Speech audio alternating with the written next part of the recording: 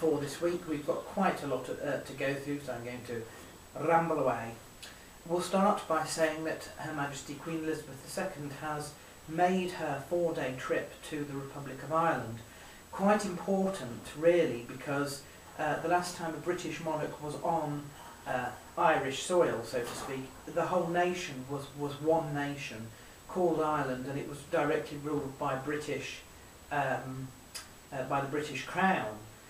He visited almost exactly 100 years ago, and since then, of course, there's been provincial rules of Ulster, 2 of them, in fact, and a provincial rule of the Republic of Ireland and its creation into a free state.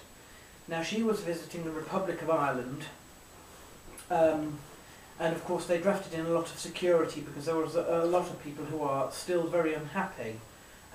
But I think she managed to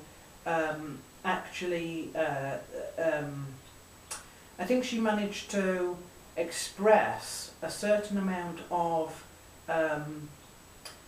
empathy towards people who had died, ironically, fighting for independence from Britain, because one of the first things she did when she went across there was lay a wreath at the memorial for the Irish Republicans who had been killed during conflicts with Britain that eventually led to their independence. So to have the British monarch, who is what they were fighting against, actually come there and pay her respects, and what she said in her address has been hailed as one of the most politically sensitive speeches of her entire reign. She said that, you know, political hindsight does allow you to look back and see the things that you have done that you would do differently, or not at all. And that went down quite well. She didn't apologise for British colonialism, of course not.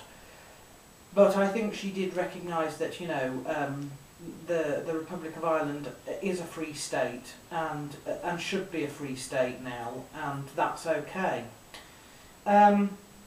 This next week, the US President, Barack Obama, comes over for his state visit, and I know that there's going to be people that are talking to him about the extradition treaty that we're trying to reform at the moment. This is one that was signed just before the Iraq War, I think, between the US and the UK. And unfortunately, it goes, I paraphrase, but it's something like, you know, if anybody in the UK commits a crime against the US, they must deport them to the US to stand trial. If anybody commits a crime against the UK and the US, they don't really need to send anybody over here, and whether they press charges over there is up to them. Now, unfortunately, this is sort of mega-style backfired because a guy called Gary McKinnon, who is quite severely autistic, broke into NASA and the Pentagon a long time ago, looking for green men. He didn't replicate anything, he didn't distribute anything, it's not like WikiLeaks, but he did break into their computer and it caused them a lot of embarrassment, and they really want him over there to stand trial, to be put away for 60 years, and we're basically saying no, he's not, he should possibly stand trial over here because he's got serious mental health issues. Now, Barack Obama seemed to indicate when he came to office, because of course all this took place and was agreed upon under 2 different administrations. It was Tony Blair here and it was George Bush over there, and things have changed. We now have David Cameron and they have Barack Obama, and we have on his first state visit, David Cameron went over there and specifically said, you know, we'd like to try and sort this out. And Obama seemed to have given the impression that he was open to negotiation, but his Secretary General is certainly not. So I think there's going to be a few harsh words between the 2 of them there over that.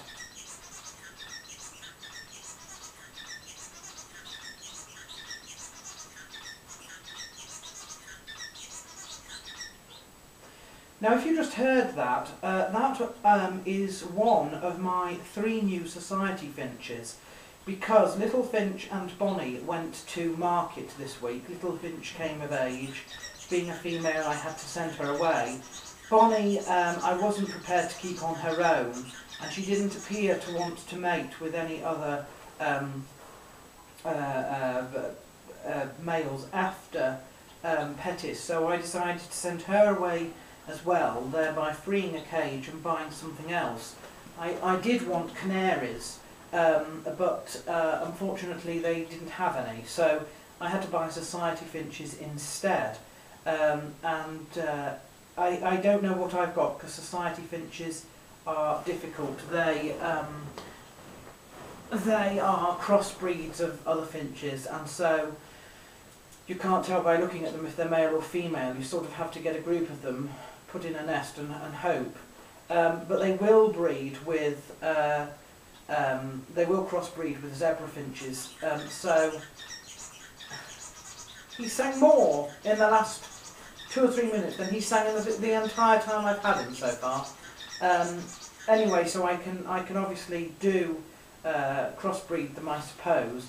The children are likely to turn out infertile, and it's a bit frowned upon because it dilutes the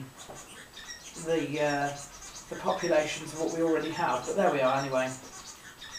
So I've got 3 society finches. I thought I had 1 male, 2 female. I've named the male Mike after the silverback, which I was going to do to Little Finch, but Little Finch turned out to be female. And then I gave the other 2 women, that's Jones floating around there, I gave the other 2 who I thought were women my sister's names, Rosie and Tiffany. Tiffany turned out to be male, and that's the one that you were hearing, so I've called him Trio instead. And the other one's still Rosie, and we're desperately hoping that she's still female, so that they can eventually produce chicks. So there we are. Societies, we've got societies. Look out for my UFC prediction video, that will be up shortly. Next week at the end of next week I'm going wedding shopping for my clothes for my sister's wedding, which is taking place on the 25th of June. So that's exciting for me. What else do I have to say? Yes, I'm now this week going to focus on collecting sponsorship money that is owed to me for cancer research for my partake in the Nidderdale Walk. Not a lot else to say, except that I did have a phone call this week from a prospective employer. It was turned out to be a phone interview which went on for 10 minutes, and it is quite exciting. We'll have to see how it goes. In the next 2 weeks there could be serious information coming up there. In the meantime, I am still applying for other jobs, and I've got another major one this week, so there we are. Birthdays, I have several birthdays down, including Brad Blackburn, Jay Silver, Lyman Good, Abongo Humphrey, Chris Carriasio and Georgie Carrier-Canyon. I've also got the birthday of Brian Crenshaw, who owns Combat Sports Challenge. I met him out in the US when I went on my American Dreams tour. I've got Kev, who I used to work with before he left at the store, and I've got Bev. Bev is somebody who I know and like at work. We do get along famously. And I named, in fact, one of my birds after her. Unfortunately, it turned out to be a he, and he had to be sent back to the shop to swap him for another bird. But there we are. So I hope they all have a fantastic birthday. I'm going to make sure that Bev eats lots of cake. I think she's got a birthday bash sorted out, so I'm probably going to go along to that. They're still singing. And I think that's about all I have to say, except for next week, both Jens Pulver and Mike the Silverback, who I've named one of my societies after, Both of them are fighting next week.